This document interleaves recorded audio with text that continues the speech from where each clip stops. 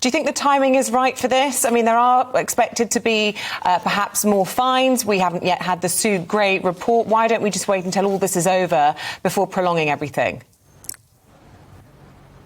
Well, the Committee of Privileges will certainly give those inquiries the chance to report their findings and take that into account. But the work has to get underway. As to whether the timing's right, I mean, personally, I think this is overdue. We've given Conservative MPs plenty of space and time to hold their own leader, our Prime Minister, to account for the fact that not only did he break the rules that he imposed on the country, that people followed doing the right thing, often at great personal pain and sacrifice, he then broke the rules and then lied about it regularly, repeatedly, to Parliament, to the country, even to the Queen. And that kind of behaviour has to be held to account. I genuinely couldn't imagine that any of Boris Johnson's Conservative predecessors in my lifetime, Margaret Thatcher, John Major, David Cameron, Theresa May, I couldn't imagine any of them behaving quite like this, not just breaking the law but lying about it and then clinging on in these circumstances. They would have gone by now. Boris Johnson should have gone by now. Conservative MPs should have removed him by now. But in the absence of accountability within the Conservative Party, Parliament has to hold him to account for the fact that he's lied to Parliament. There is a really strong contingent of people, most of them it seems watching this programme, who really don't believe your motives and don't believe what you're saying there.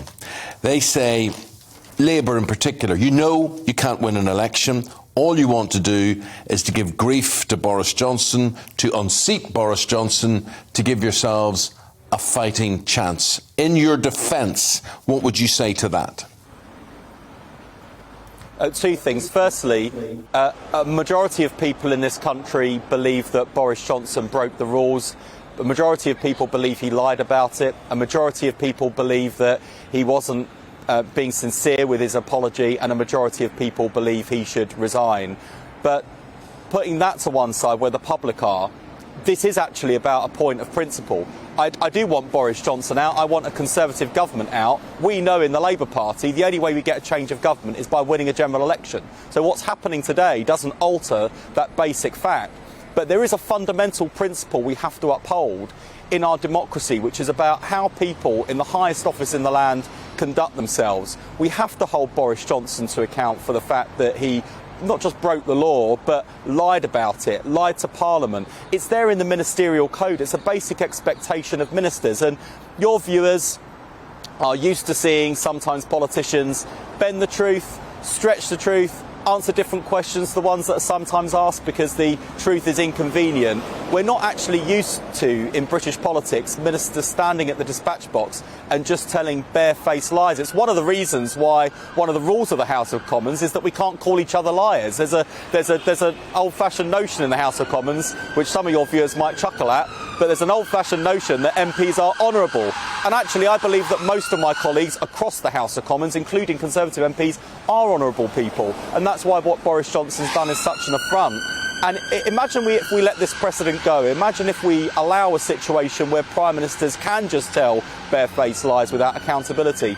What kind of precedent does that set for the future? And how would your viewers feel if this was a Prime Minister, perhaps a different Prime Minister, one they didn't vote for or didn't support, behaving like this? Imagine if Jeremy Corbyn had been Prime Minister and lied like this. How would your viewers feel? So we've got to make sure we hold whoever is in charge to account for basic principles in public life. You're making your point, and we understand what you're saying, but there'll be a lot of people, President Zelensky perhaps, who would argue Boris Johnson is an honourable person, that there are more important things to be discussing. We're out on the international stage, the Prime Minister's in India at the moment. We need to be focusing on governing the country, not going over and over and over the same thing. For many people, they think it's trivial.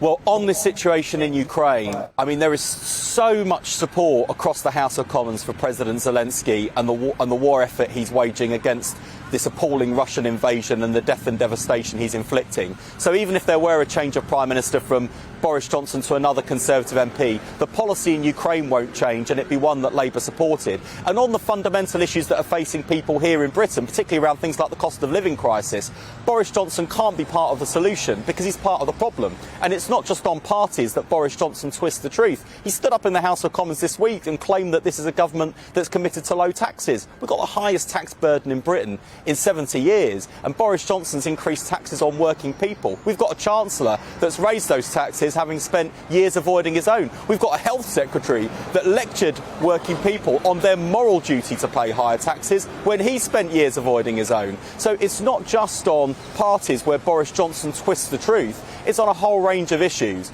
And Boris Johnson can't be the solution facing our country's problems because he's part of the problem himself.